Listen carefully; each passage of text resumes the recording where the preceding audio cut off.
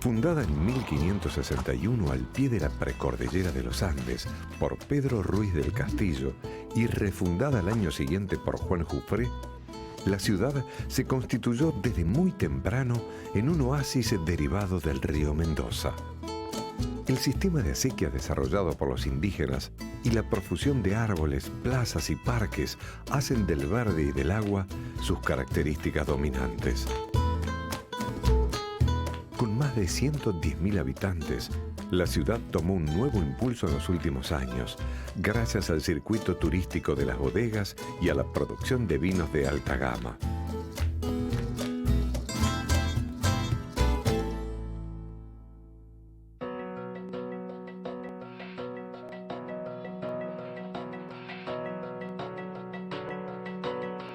Eliana Bórmida es una auténtica representante de la arquitectura mendocina actual.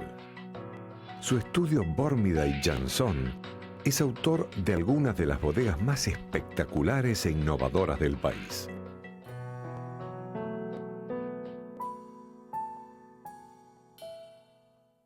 Mendoza es una de las ciudades más antiguas del país, es anterior a Córdoba y a Salta, pero a mediados del siglo XIX un terremoto la destruyó completamente y por eso no guarda nada de su patrimonio colonial. Mendoza es una ciudad que nació perteneciendo a la Capitanía General de Chile y hasta que se formó el Virreinato del Río de la Plata, en 1776, su relación principal estaba del otro lado de la cordillera. Fue una ciudad que se fundó con una corriente colonizadora que vino desde Chile y se formó también, la ciudad se implantó en un oasis regado que pertenecía a los huarpes y que habían sido tribus recientemente dominadas por el Imperio Incaico. Nosotros tenemos una cordillera de los Andes, en sus puntos más altos en Mendoza está el Aconcagua, por ejemplo, que casi alcanza los 7.000 metros de altura. Después tenemos una precordillera y de esa precordillera y de la cordillera bajan ríos fuertes de mucho caudal que tienen un régimen de nieves de verano derretidas por el sol y bajan ríos que permiten hacer cultivos. Así fue el caso del río Mendoza,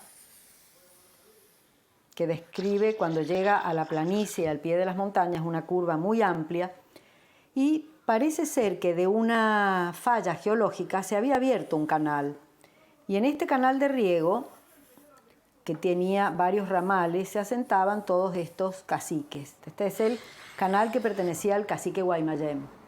Entonces, cuando llegaron los españoles, fundaron una ciudad con un damero de 4x4 manzanas, como se estaba usando en ese tiempo, aquí, y con una plaza a un costado, y desde allí se empezaron a hacer los caminos.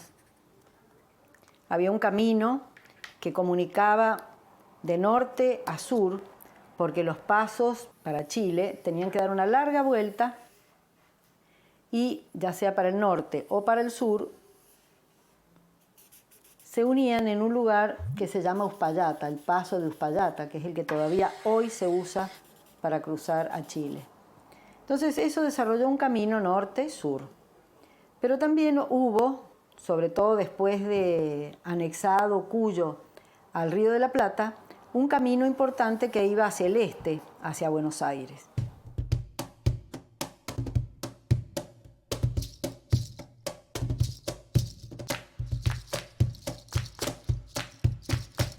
En 1861, un terremoto destruyó completamente la ciudad y sus alrededores, y en 1863 ya se estaba planificando una nueva ciudad. Mendoza tuvo apuestas muy fuertes por parte del gobierno nacional y del gobierno provincial y también de los particulares. Entonces, en 1863 se hizo un nuevo damero que tuvo 5 plazas que pronto fueron plazas verdes, dentro de las influencias que recibió la nueva Mendoza, que eran influencias europeas fundamentalmente. Llegó el tema del urbanismo higienista y la idea de hacer parques dentro de las ciudades.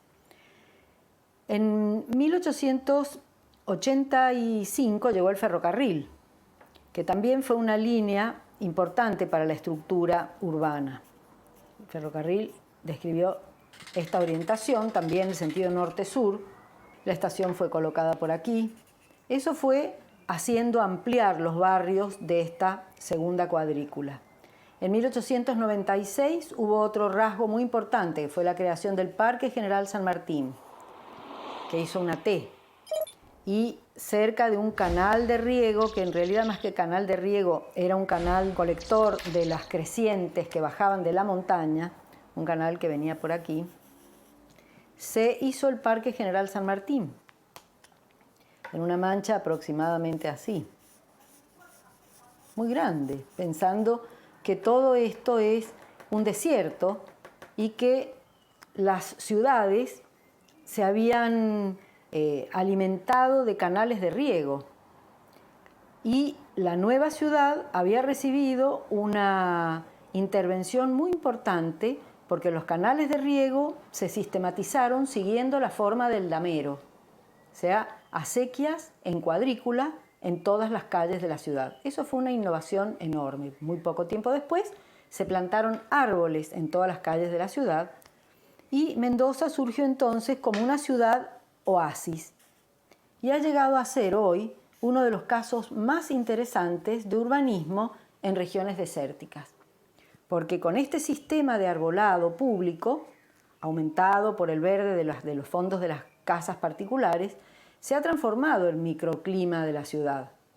Y es absolutamente distinto el modo de vivir en Mendoza que en cualquiera de las otras ciudades del oeste argentino, excepto aquellas otras, como San Juan y como otras de la misma provincia de Mendoza, que han seguido el ejemplo de Mendoza después y que han transformado sus ecosistemas.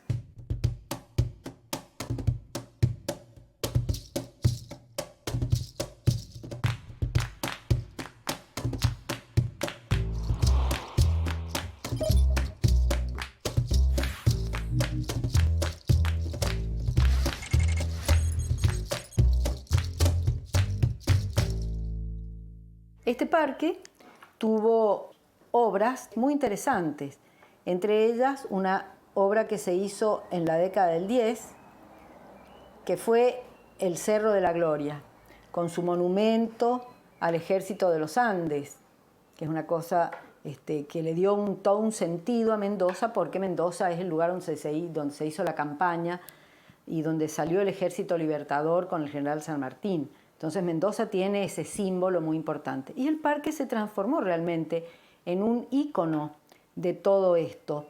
Porque si uno mira este eje que parte de la Plaza Independencia y avanza hacia el oeste, al llegar al parque, que es una masa verde impresionante, tiene unos portones.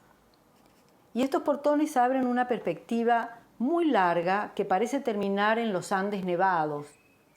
Los portones del parque tienen arriba un cóndor con sus alas desplegadas. Entonces es una imagen fuertísima que sin palabras está hablando de todo ese pasado tan importante de Mendoza. En sus cientos de hectáreas, el Parque San Martín alberga varios edificios emblemáticos de Mendoza, desde los más contemporáneos, como el Estadio Malvinas Argentinas, inaugurado para el Mundial 78, o el Anfiteatro Frank Romero Day, en la bajada del Cerro de la Gloria, donde se celebra la fiesta de la vendimia. A pocas cuadras de distancia el uno del otro, también se encuentran el edificio Playas Serranas de Manuel y Arturo Civit y el Golf Club de Daniel Ramos Correa.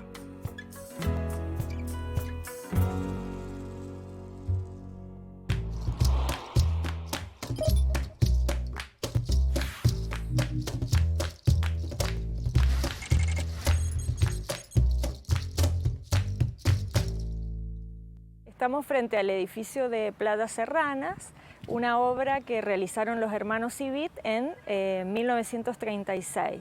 Fue concebido como un verdadero barco del lago, del Parque General San Martín, por su forma volumétrica, simulando lo que era un barco propiamente dicho. Elementos de la arquitectura náutica como ojos de buey, como barandas, como mástiles y terrazas a modo de cubiertas eran sus elementos más simbólicos. La función original del edificio de Playas Serranas era la de balneario público. Durante la gestión de Guillermo Cano este gobernador decide abrir un balneario público para toda la población, ya que el parque había recibido a lo largo de sus 30 años de vida la instalación de numerosos clubes privados. Por esta razón, Playas Serranas viene a cubrir un déficit de que el parque estuviera abierto a toda la comunidad. Durante las primeras décadas, el balneario de Playas Serranas tenía la función de ser una confitería bailable, un lugar donde la gente podía venir a disfrutar de las aguas del lago y también hacer uso de instalaciones deportivas como eran trampolines y otros elementos para la natación. Con el correr de los años, el edificio de Playas Serranas fue albergando diversos usos. Fue sede de la Escuela de Policía, también fue sede a partir de la década del 90 del Museo Cornelio Moyano, que es la función actual que ostenta. Es un edificio que tiene todas las colecciones de ciencias naturales de Mendoza y por este motivo debió ser refuncionalizado, con lo cual se perdió la transparencia original que tenía al vincular los espacios interiores con los espacios exteriores, que es la imagen que ustedes están viendo actualmente.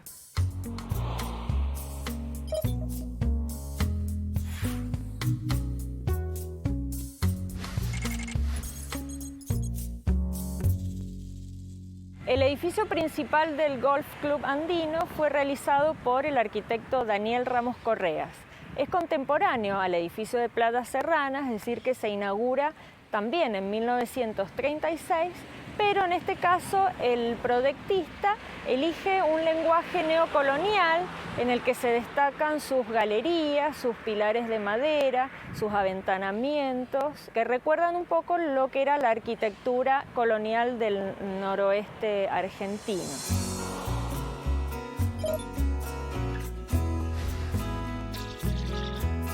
En todo este sector, el verde, el parque, un parque hecho por Thaís, extraordinario, porque para un clima absolutamente árido y las tierras áridas pero fértiles de Mendoza, evidentemente este parque significó una nueva mentalidad. Fue hecho con criterios higienistas y también con visos a los nuevos parques urbanos que se estaban haciendo a fines del siglo XIX. Por supuesto que el desarrollo del parque allí estimuló toda una nueva urbanización a lo largo de distintas calles hacia el oeste. Entonces, todo este sector, Condamero, fue el que estuvo caracterizado por la gran avenida Sarmiento, Emilio Civit, donde se establecieron las casas más importantes, con una regulación de construcciones que exige mayor cantidad de suelo para jardines privados para hacer que todo el aire puro y el fresco, moderado por el verde del parque, pueda llegar hasta el tejido urbano central. Entonces, todas estas zonas, tal como se va viendo acá, fue la de mejor caracterización. Aquí está la estación de trenes. Toda esta parte tuvo un desarrollo socioeconómico un poco menor, pero allí empezó a establecerse la gran clase media mendocina. Y también lugares de depósitos y de almacenes y de todo eso. Y hace unos años se estableció el Parque Central en esta zona.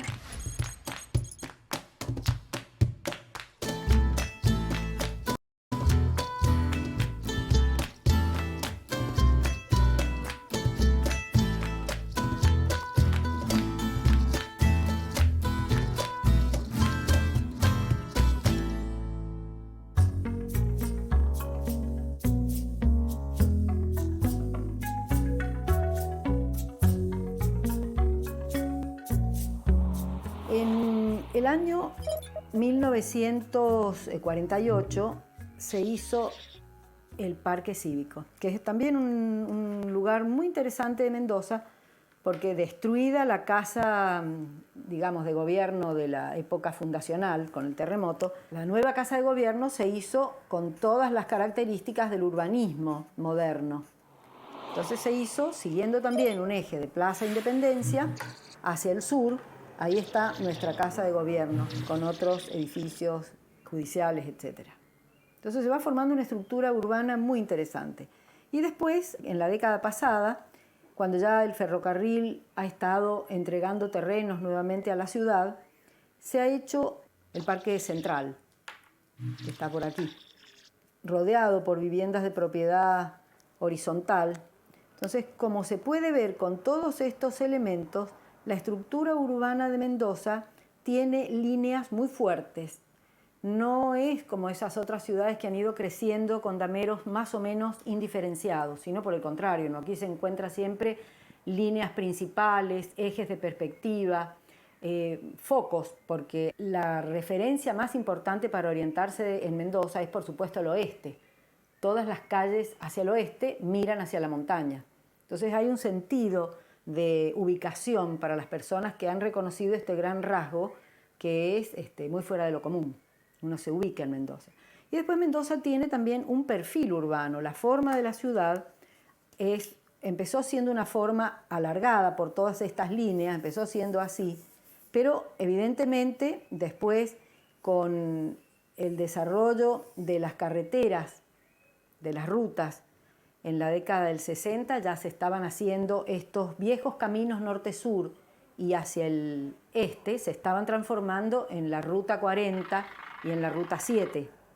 Entonces eso da una orientación fuerte a la edificación y a la ciudad. Por otra parte, Mendoza, en la época colonial, sobre todo este sistema de canales, había ido teniendo algunos pequeños puntos, generalmente habían sido parroquias, ese tipo de cosas que congregaban gente, y había ido teniendo algunos núcleos urbanos dispersos, que son Guaymallén, Las Heras, Godoy Cruz, Maipú, Luján de Cuyo, fueron desarrollando pequeñas urbanizaciones, pequeños focos, que con el tiempo crecieron y fueron dando una conurbación. De modo que el Gran Mendoza, que existe hoy como área metropolitana, es el resultado de la conurbación de todos estos focos. Otra línea muy interesante que se definió a lo largo de este proceso es la línea de la avenida San Martín. Mendoza no tiene un centro como otras ciudades, sino que tiene un centro lineal. Parece una paradoja, pero el comercio y todo eso se desarrolló a lo largo de una línea de comunicación que fue la que estaba entre la ciudad vieja y la ciudad nueva. Y esto fue espontáneo, porque allí se fueron radicando usos que en realidad servían a ambas partes de la ciudad vieja y la ciudad nueva. Por eso nuestro centro de comercio está a lo largo de la avenida San Martín. Eso es, en líneas generales, el desarrollo histórico de nuestra ciudad.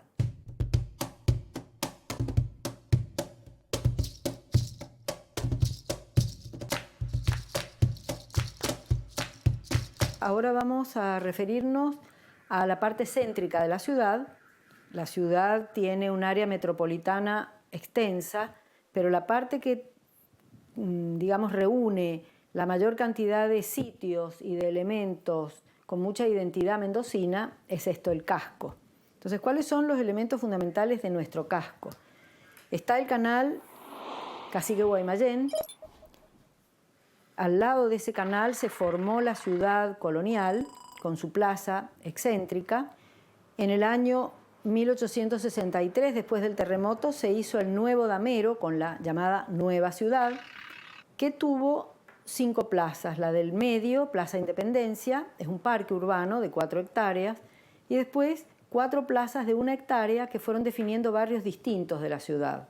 El centro urbano de la nueva ciudad no se estableció en la Plaza Independencia, sino a lo largo de la avenida San Martín.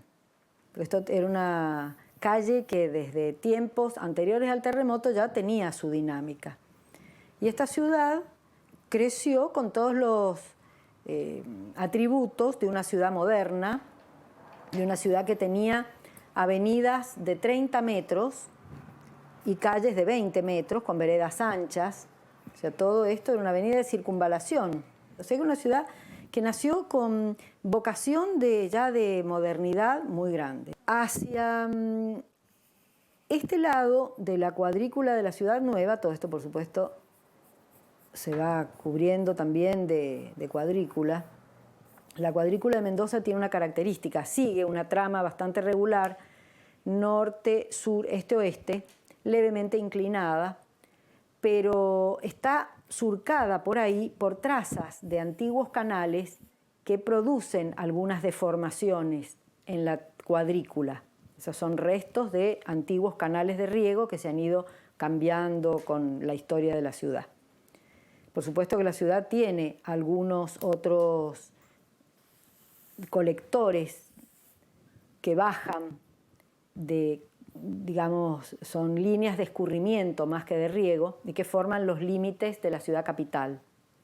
Mendoza siempre ha tenido un gran problema con las crecientes que bajan en verano por las lluvias de verano. Entonces nosotros tenemos ríos de régimen de nieve, se derriten en verano.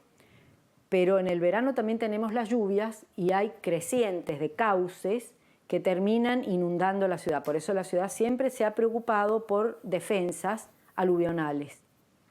Además del sismo, nosotros tenemos el aluvión como problemas contra los cuales ha habido que luchar e ingeniarse. Y el desierto, por supuesto.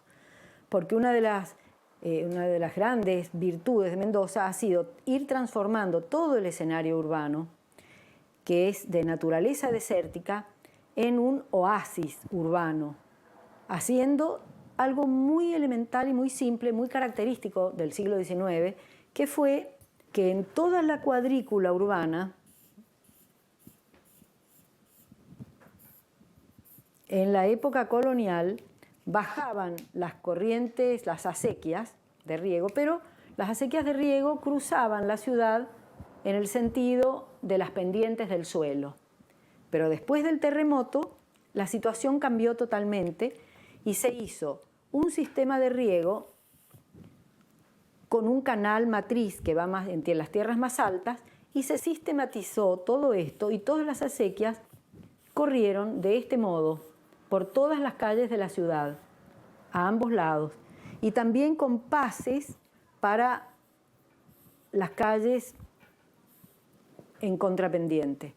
Entonces, eso permitió la plantación regular en todas las calles de barreras de árboles, que son un arbolado público, y esas barreras de árboles, de especies homogéneas, permitieron realmente un cambio de clima de la ciudad.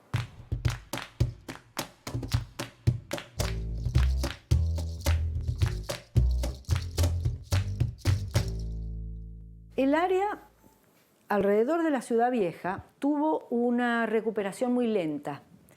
En realidad, el barrio, que se llamó el barrio de las ruinas después del terremoto, pasó muchísimos años con una carga semántica absolutamente negativa.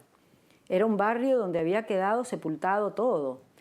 Y recién hacia 1900 se empezaron a hacer algunos operativos de limpieza y renovación de esa parte de la ciudad con el intendente Lagomaggiore. Esta zona había crecido después, un poquito antes del terremoto, un poco hacia el sur, en lo que se llama hoy la cuarta y la tercera sección, que son lugares pintorescos que mantuvieron sus casas chorizo y su antigüedad, por supuesto una antigüedad que era posterior al terremoto, o sea, estamos hablando de los años 1880 quizás. Pero en el año 1985 hubo otro terremoto en Mendoza. Este terremoto no fue tan destructor, nosotros ya teníamos una conciencia del cuidado de las construcciones y una conciencia de un tipo de edificación que tomaba más recaudos. Se había hecho mucho trabajo en ese sentido. De manera que no hubo tanto daño. Pero, de todos modos, esta zona de las tercera y cuarta secciones de Mendoza, que había sido la Ciudad Vieja, volvió a tener daño y no hubo para esta parte de la ciudad un plan de ordenamiento y de reconstrucción unitario. Se fue haciendo de a poquito con préstamos. Entonces hoy se podría decir que es una parte de la ciudad que ha perdido totalmente la identidad, pues se encuentra de todo.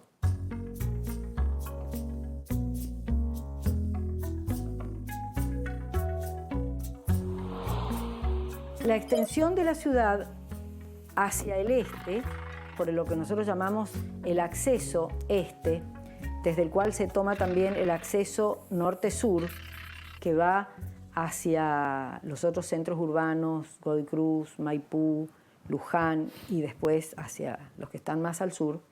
Alrededor de todo ese sector se han ido erradicando antiguas viñas y cuando empezó toda esta reestructuración del territorio alrededor de la ciudad, con los planes de vivienda y con las nuevas infraestructuras, las viñas empezaron a venderse y se vendieron para hacer viviendas. Entonces, las mejores tierras de cultivo que estaban en la zona donde el río Mendoza hace la gran curva y donde sale el canal Guaymallén, toda esa parte, era la de tierras más ricas, el oasis primero, empezó a deteriorarse notablemente. Las áreas de usos mixtos en territorios de oasis como Mendoza han sido francamente malas. Uno mira a lo largo del tiempo lo que ocurrió en esas zonas y es una mezcla atroz, porque hay viviendas de mala calidad, hay basurales, hay industrias. Es fundamental que la urbanización que crece dentro del oasis de cultivo por lo menos crezca haciendo unos buenos vínculos y se establezcan formas de vida urbana dentro de lo agrícola. Cuando eso no ocurre, el oasis se pierde completamente. Ojalá que las nuevas políticas de desarrollo urbano puedan estar más atentas a todo esto.